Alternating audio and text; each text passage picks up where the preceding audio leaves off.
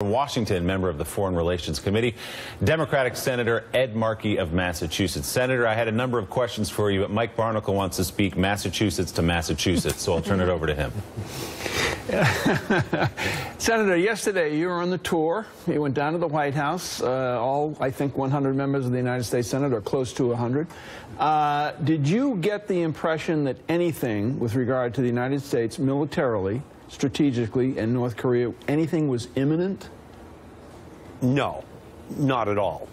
They gave us a presentation, but we didn't really get any sense that there is still even a plan that is in place that can be effective. One of the things that I left being concerned about is the communication that we have with North Korea. We have military maneuvers going on by the Americans and by the North Koreans. We really aren't in communications with the North Koreans, and my concern is that we could actually have an accidental wall. We could actually cross a tripwire that induces a paranoia in North Korea that could lead very rapidly to an escalation. And so that's a problem I think that they have to solve.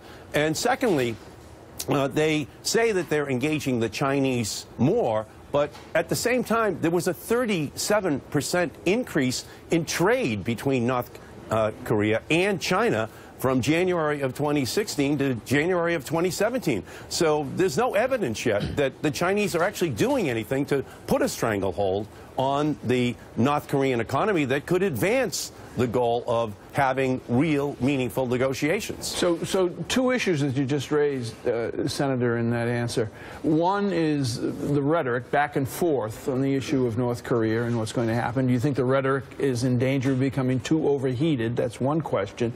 And the second question is with regard to trade in China and North Korea. Is there anything we can do further in terms of sanctions against Chinese banks or any other banks that are still continuing to do business with North Korea? Well, when China had a 37% increase in trade with North Korea over a one-year period up until today, there's clearly a lot that China has to do, that we have to do, to convince China to be our partner. China wants us to engage in direct negotiations with the North Koreans to resolve this issue. I agree with that 100%. There is no military solution to this problem. It can only be negotiated. But we're going to need those sanctions to be put in place by the Chinese. They are not doing it. And we're going to have to be a lot tougher with the Chinese if we are going to reach a point where one-on-one negotiations between the States and North Korea can occur in a way that reduces the threat that is now being posed to South Korea and to potentially the United States. Senator, it's Bianna Golodryga. There are a number of players and countries involved in this crisis.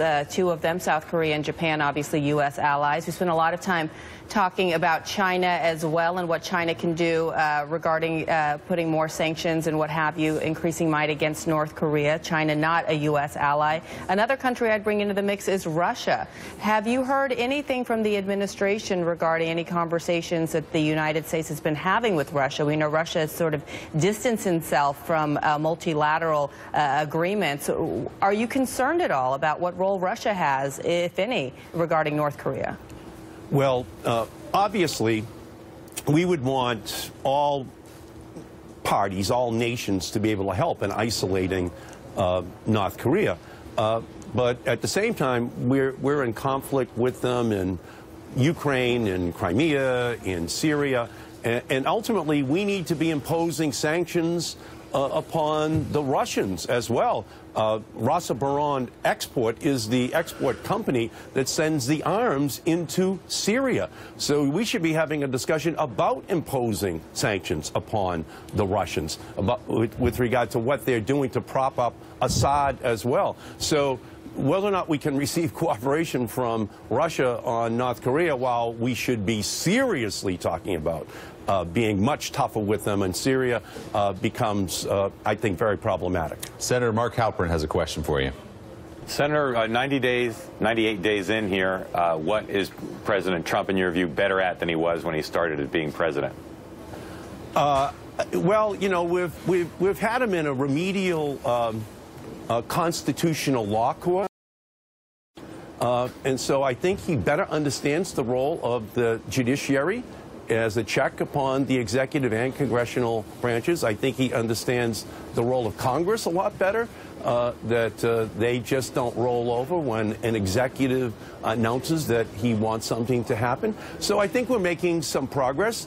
I think he also is beginning to understand that if he wants to call China a currency manipulator, that might harm his ability to accomplish other goals, or that he's just going to tear up NAFTA, that might have an adverse effect upon the American markets or upon our relationship with Canada and Mexico. So I think each one of these days has been a lesson to him about how our government works, and hopefully over time it will make it more possible for him to work in a bipartisan fashion to be able to accomplish big things for the American people. But thus far, I would have to say that he has not yet figured out how the political system in our country works, so that we can accomplish those great things for our people. As we pass it around, Senator Michael Steele has a question.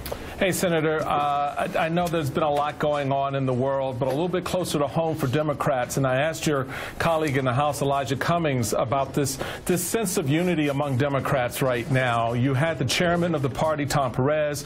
You had Senator Sanders on a road trip that apparently didn't go as well as one had hoped, or at least as scripted. How do Democrats now, in the face of trying to push against the Republicans on big policy ideas and issues, decide amongst themselves what it means to be a Democrat in this new Trump era? Well, the difference between Democrats is minuscule compared to the difference between all Democrats and Donald Trump. And that's really the fundamental question. So on health care, on this huge tax proposal, which the Trump administration released yesterday, on cuts to education, to the EPA, to new clean energy initiatives, the Democrats are going to be sticking together. On the question of income inequality, the Democrats are going to be sticking together. The Trump administration is far from any position that could be called a centrist position. And so I don't think anyone should have any doubts that the Democratic Party is going to be united. I would say that Donald Trump is a uniter and not a divider, and he has united the Democratic Party in a way that I haven't seen in a generation. So as we talk about the future of the Democratic Party, Senator, do you believe there's a place for pro-life Democrats? Oh, absolutely. And that's the way it has always been. And that's the way that it is always going to be. On the fundamental economic issues, there is a complete and total unity. When it comes to people's own personal fundamental moral beliefs, people have a right to have their own views. So was it a mistake for DNC Chair Tom Perez to suggest that maybe there was not a place for pro-life Democrats? My fundamental belief is that when it comes to people's deepest personal beliefs, that they have a right to maintain them and still be good Democrats. All right, Senator Ed Markey of Massachusetts. Senator, thanks for your time as always. We